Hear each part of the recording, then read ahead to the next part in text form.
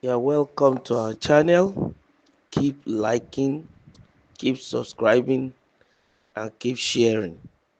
There is this write up in Punch newspaper that has a caption between Oshiomhole and Governor Okpebholo, written by Solana Olumense Syndicated.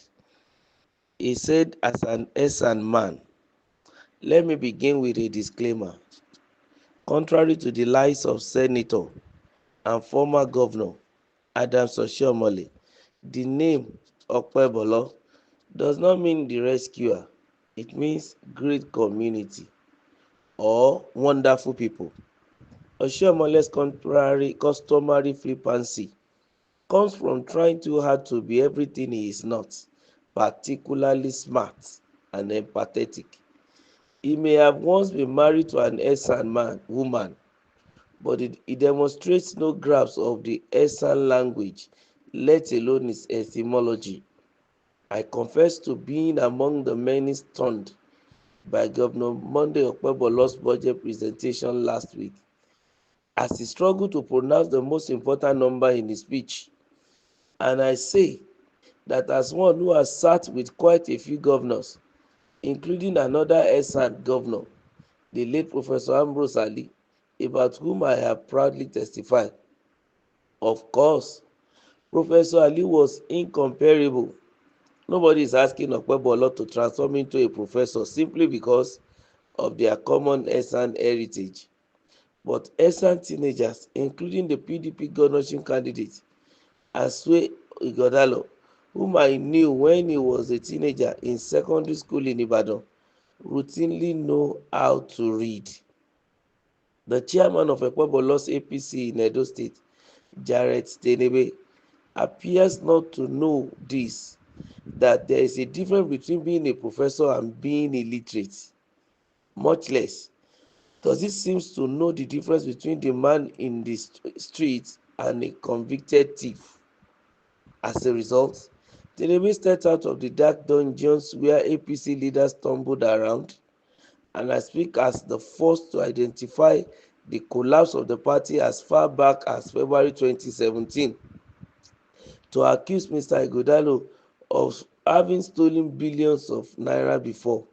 On video, Ighodalo does not waste time. It took him just hours to bring the heavy lawsuit that will most probably end Tinubu's political pretensions. 2 months ago, he had also swiftly sued Oshiomhole for 20 billion naira for associating him with an alleged pyramid scheme in which numerous Nigerians were defrauded. What was at stake on the floor of the assembly on Tuesday was not ethics or even education, it was literacy. Okpebholo had somehow won a senatorial seat. He was appearing in the House as state governor. Although that election is in dispute, he was taking the microphone to show the people of Edo that he could read, he could not.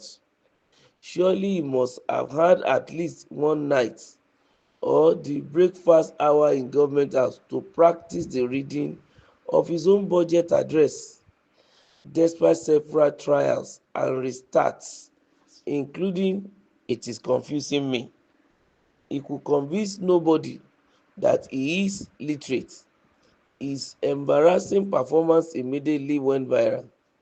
To be sure, Okpebholo does not know how old he is. 2 months before the governorship election, news broke that he has falsified his birth records, presenting three different dates in 1970, 1972, and 1977 to the Electoral Commission. 1 week before the election, he was summoned by an Abuja court to explain his having been born several times. He also somehow also wrote his school certificate exams in his late 30s instead of his teens, as is normally the case, turning in abysmal scores. It is noteworthy that his best subject was mathematics, where he scored a C5, although 16 years later he is still unable to express a number of the billions. He did not appear to have even been a registered voter either. On July 10, Sahara reporters reported that there was no evidence to that effect at the Electoral Commission. Beyond all this, candidate Okpebholo kept away from the media. In public, he often did not know what he was talking about, either requiring the ubiquitousness of Oshiomhole at his side not to fall apart. Despite Oshiomhole, on one occasion he promised to supply Edo with insecurity. Oshiomhole had no objection to that either, and the project to enthrone Okpebholo went ahead. By the end of September, Abdullahi Ganduje, the APC national chairman, and himself, the subject of famous allegations of corruption, was on hand in Abuja to present the governor-elect to President Bola Tinubu. How symbolic! But as I had said 15 months earlier, the elements were scrubbing out the concept of character. Among the Edus, Okpebholo ought to have retained only the right to walk past the Edo government house gates, not drive in through them as governor.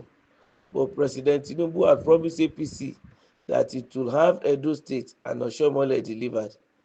I have written about Oshiomhole for years, often favorably, including one awful afternoon on a Benin street in Benin City, that as governor he was caught yelling at a widow to go and die. Given the political tunnel through which he had emerged, I urge as he left the Edo governorship that for Nigeria it might be the road to tomorrow. That was in July 2017 when I reflected on his determination to end the era of godfatherism in Edo politics. My final question was, can he rise above narrow interests and fight for his country, bringing his brand of scorched earth justice on every false tree and every withering branch?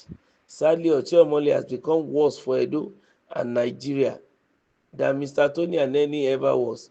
Writing when the man died in 2018, I declared that he had not been a patriot.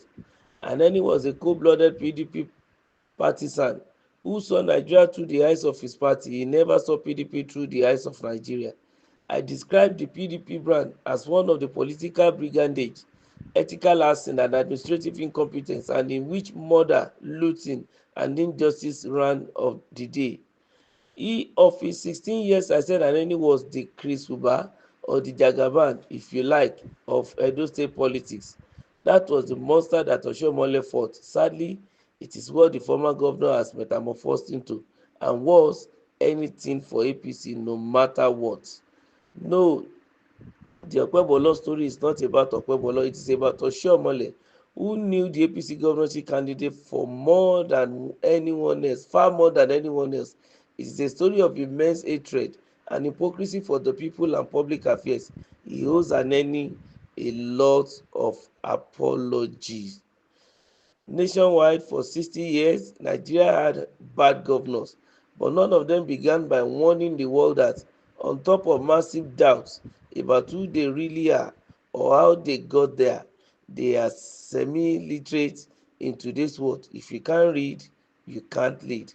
Congratulations, APC. Congratulations, Oshiomhole. Keep liking and keep subscribing and give us your thumbs up. Bye bye.